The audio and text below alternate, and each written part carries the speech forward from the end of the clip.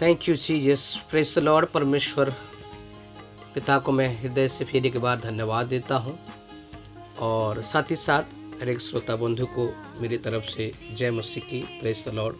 विश्वास परमेश्वर ने फिर एक बार आपके साथ में परमेश्वर के वचन को बांटने के लिए परमेश्वर ने मौका को दिया हुआ है और परमेश्वर को मैं बहुत बहुत धन्यवाद देता हूँ इस सुंदर समय के लिए।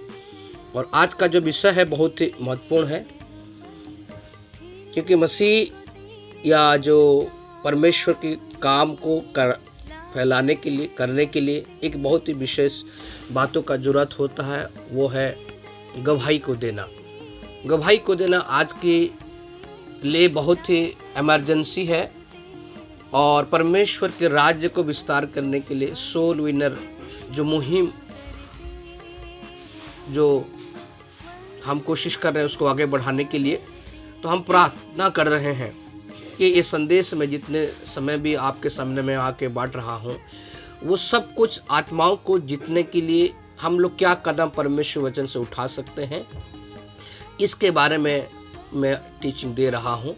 तो परमेश्वर आपको आशीष को दे और निश्चित तौर से हम परमेश्वर वचन को सुनेंगे। आज का जो विषय है, हम गवाही को कैसे दें, हाउ टू विटनेस, हम परमेश्वर के गवाही को कैसे दें। और बाइबल में भरा पड़ा हुआ है कि परमेश्वर के जितने सारे लोग थे वो परमेश्वर के कामों को, परमेश्वर के कार्य को उसने लोग के सामने में प्रस्तुत किया, चाहे वो पुराने नियम में हो चाहे नया नियम में हो। और प्रभु चाहता भी है कि हर एक व्यक्ति परमेश्वर की गवाही को दे, परमेश्वर जो काम किया है उसके बारे में वो बताएं कि परमेश्वर ने कैसे उसके जीवन में काम किया है। और हम बाइबल ही हमारे आधार है, हम बाइबल से देखेंगे कि कैसे हम परमेश्वर की एक अच्छा गवाह को बोल सकते हैं और आत्माओं को जीत सकते हैं। सबसे पहली बात है, पर मसीह के गवाहों के लिए आवश्यक यह है कि स्वयं उद्धार प्राप्त किया हुआ व्यक्ति हो। That means a witness for Christ must be safe himself. परमेश्वर का वचन कहता है कि अगर कोई गवाही को देना चाहता है सो उसको चाहिए कि a witness for Christ must be safe himself, वो स्वयं उद्धार प्राप्त किया हुआ व्यक्ति हो। रोमियो की किताब उसका 5 अध्याय का 9 से लेकर 11 पद में इसका जिक्र है। दूसरा कारण है, अपने मन फिराने और अपने जीवन में आए बदलाव को, सरल सच्चाई को बताएं। आपके जीवन में आया हुआ जो बदलाहट है, प्रभु यीशु मसीह को जानने के बाद जो बदलाहट है वो कैसे आया है, आप उसको सरल सच्चाई के साथ आप बता सकते हैं। भजन संहिता ये उसके 51 चैप्टर 12 एंड 13 वर्स में लिखा गया है कि आप परमेश्वर के बातों को बड़ी सिंपली, आप जब परमेश्वर के पास में आए तो कैसे आपके जीवन में परिवर्तन आया आप उसको बता सकते हैं। तीसरी बात, अपने प्रार्थनाओं को उत्तर कैसे मिला है आप उससे बताइए। भजन संहिता 50 का 15 में लिखा गया है, दाऊद ही बोलता है कि आप जो परमेश्वर ने जो आपको जो उत्तर को दिया है आप उसको जरूर बता सकते हैं। Tell about answer to pray you have receive from God, आप परमेश्वर की तरफ से कैसे आंसर को प्राप्त किए हैं उसके बारे में आप बता सकते हैं। चौथी बात यह है कि आप बताइए कि किस प्रकार मसीह आपके संपूर्ण रूप से संतुष्ट किया है, संपूर्ण रीत से आपके बातों को, आपके जीवन को वो किस तरह से खुशी में लेके आया है, इसके बारे में आप जरूर बता सकते हैं। पांचवी बात यह है कि पाप और परीक्षाओं पर पाए गए व्यक्तिगत विजय को विषय में आप बताइए। पाप और परीक्षा से आप किस प्रकार से विजय को पाया, विक्टोरी को पाया, आप उसके बारे में बता सकते हैं। Tell about personal victory over sin and temptation, ये लिखा गया है 1 जॉन चैप्टर 5 4 एंड 5।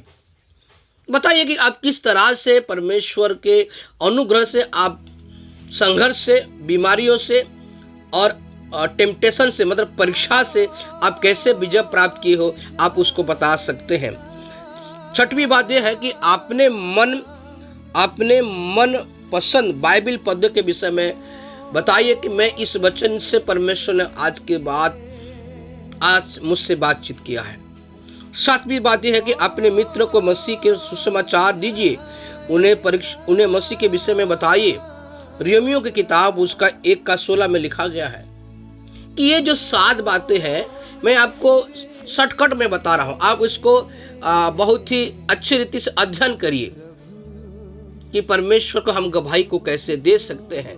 मैं आपको 7 बातें बताया, बट मसीह को स्वीकार करने में रुकावट क्या होता है या गवाही देने में रुकावट क्या होता है, वो 3 कारण है। पहला कारण है मनुष्य का भय, क्या सोचेगा वो व्यक्ति। बाइबल में लिखा गया, पहला तीमुथियुस उसका 1:7 में लिखा गया, लोग डरते हैं। हम कोशिश करें ह्यूमन फियर से हम बाहर आए। परमेश्वर के दास जब पतरस लोगों को कहा गया कि सुसमाचार प्रचार ना करो, उन लोगों को बहुत बार मारा गया, जेल में डाला गया, लेकिन उन लोगों का स्टेटमेंट इस प्रकार का था कि हम परमेश्वर की बातों को माने या मनुष्य की बातों को माने। इसका मतलब हम परमेश्वर से डरें या मनुष्य से डरें।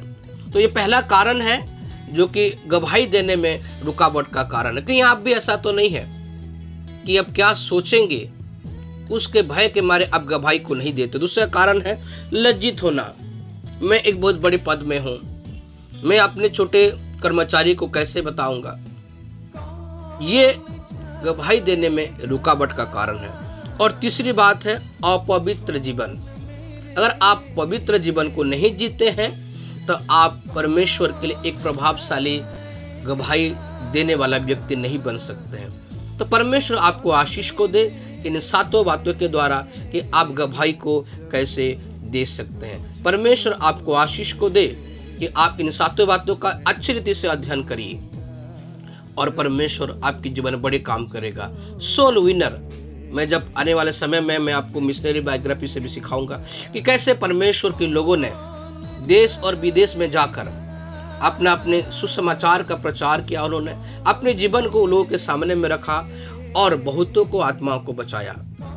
आपके जीवन के द्वारा एक आत्मा बचाए तो परमेश्वर का वचन और आपका गवाही, ये दोनों मनुष्य को परमेश्वर के साथ जोड़ने में बहुत ही अच्छा एक साधन है। परमेश्वर आपको इस वचन के द्वारा बहुत आशीष को दे।